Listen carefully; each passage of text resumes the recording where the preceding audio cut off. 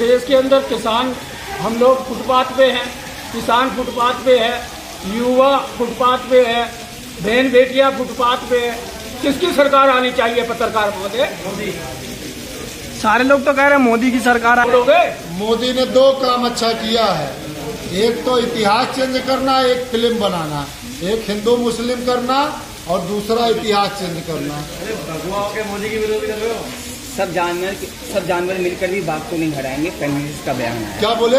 सब जानवर मिलकर बाघ को नहीं हराएंगे। तो आपको सुना देना चाहते हैं, वही प्रधानमंत्री मोदी है जो बाला साहब ठाकरे का जूता उठाने का काम किया करते थे। वो शेर थे कि मोदी शेर है? ये पहले बताइए आप पत्रकार महोदय, हरवर हो गए हैं प्रधानमंत्री मोदी। तो महाराष्ट्र के डिप्टी सीएम बोल रहे हैं ना। कौन बोल रहा है? महाराष्ट्र के डिप्टी सीएम। डिप्टी सीएम बोल रहे हैं ना, तो किसको बोल रहे हैं? शेर दीपक चित्ता। गीदड़ किसको बोल रहे हैं? गीदड़ किसको बोल रहे हैं? जो हमारे देश के लिए खूनों से सींचने का काम किया, जिन्होंने शहीदियां प्राप्त की, महात्मा गांधी जी, राजीव गांधी जी, इंदिरा गांधी जी, आप उनको बोल रहे हैं गीदड़? ये हमारे देश का दुर्भाग्य है। 56 इंच का सीना है उनका। आप नापने गए थे पत्रकार महोदय? वो खुद के आप नापने गए थे? मुझे तो इस बात की भी कष्ट है। इस देश के अंदर हमने इस सरकार को अपना सीना नपवा कर फिर सेना में देंगे, ठीक है? तो हम 56 इंच वाले सीना वाले फुटपाथ पे हैं। 9 साल बेमिसाल है उनका। तभी तो इस बार तो 24 में बीजेपी की सरकार आएगी। देश का सैनिक और जवान, किसान और सैनिक फुटपाथ पे है। जो देश की बॉर्डरों की रक्षा करते हैं हमारे देश के फौजी, 110 दिन हो गया, दिल्ली में जाके देख लो, 111 दिन हो गया बैठे हुए, 120 दिन हो गया दिल्ली के जंतर मंतर पे बैठे हुए हैं। प्रधानमंत्री मोदी, अमित शाह जी, राजनाथ जी कहाँ सो रहे हैं? क्यों कुंभकर्ण की निद्रा में सोए हो? जागो। हमारे देश में किसान परेशान, 1.5 साल में आपने न्याय दिया। हमारे देश में फौजी 120 दिन और गया है, बैठे हैं, आप क्यों नहीं देख रहे हैं? हमारे देश में गोल्ड मेडलिस्ट बेटिया को आपने तंग करने का काम किया है। आपने 98% बेरोजगार करने का काम किया है। युवाओं को आपने हमारी राष्ट्र संपत्ति को बेचने का काम किया है। हमारे देश में 15वें प्रधानमंत्री मोदी जी हैं। 14 प्रधानमंत्रियों ने जितना हमारे देश को कर्जदार नहीं किया था, उससे ज्यादा कर्जदार करने वाले प्रधानमंत्री मोदी जी तो कहते हैं आत्मनिर्भर भारत है। वो तो आप खुद आत्मनिर्भर नहीं है, तो भारत को कैसे आत्मनिर्भर बना देंगे?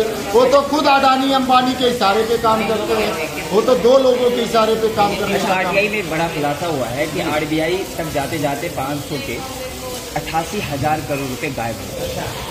तो अभी तो आरबीआई का, अभी तो आप चले जाइए, हमारे ऐसे ही भगवा पहन के बैठे थे ना गुफा में, कहाँ बैठे थे? केदारनाथ में।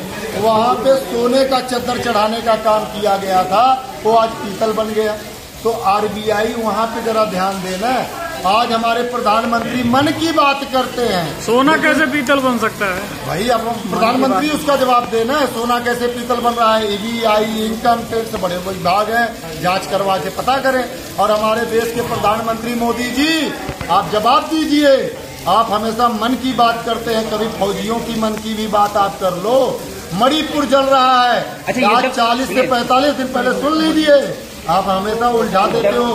पहले आप जब सरकार को घेरा जाता है ना, जब हम प्रश्न कर देते हैं, पहले सुनिए। आज 45-48 दिन हो रहा है, मणिपुर जल रहा है। तो प्रधानमंत्री कभी किसानों की भी मन की बात कर ले, फौजियों की मन की बात कर ले, मणिपुर जल रहा है उसके बारे में भी मन की बात कर ले।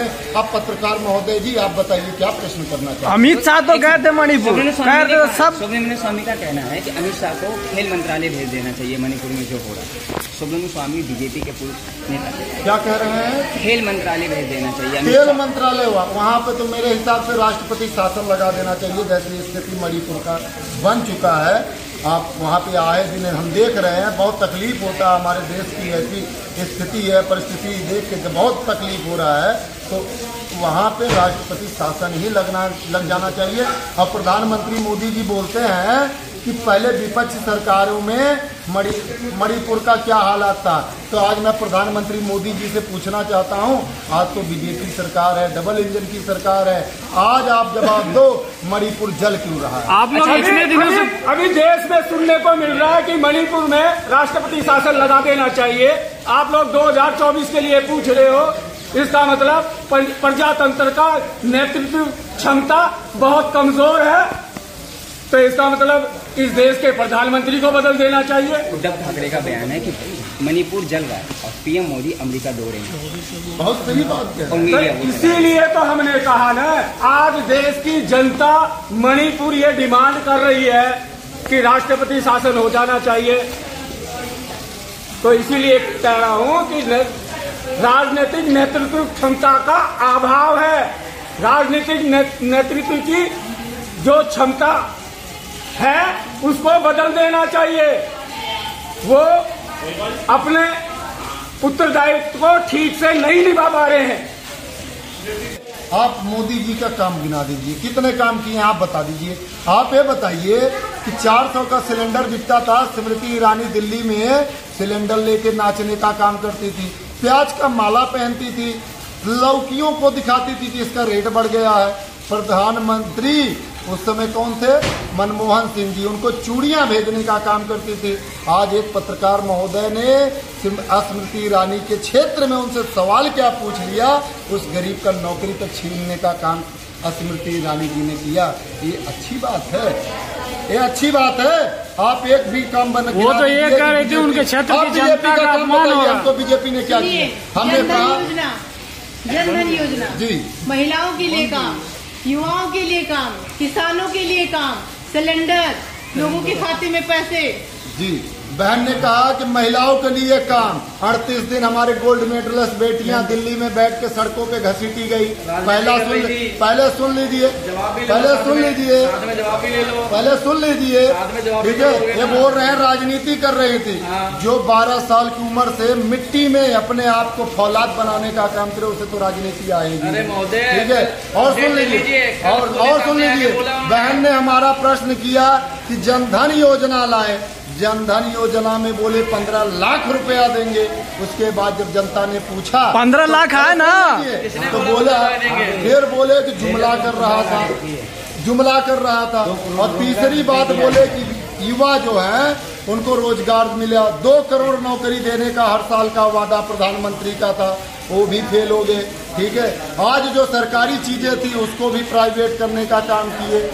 और आज सेना में भी अग्निवीर योजना ले आकर युवाओं का जोश खत्म करने का और आर्मी के पीठ पे खंजर मारने का काम प्रधानमंत्री मोदी जी ने किया। किसी नेता ने कहा है कि सरकारें उतनी अच्छी नहीं होती जितनी वो खुद कहती हैं, और उतनी खराब भी नहीं होती जितना विपक्ष कहता है। तो वो तो सरकार है, वो तो गिरती रहेगी, आती रहेगी, जाती रहेगी। हमारे कभी सरकार अच्छी थोड़ी ना होती है। हम तो इसीलिए तो कह रहे हैं, बीजेपी पार्टी ने सिर्फ 2 काम किया है, एक तो इतिहास चेंज करना और दूसरा फिल्म बनाना।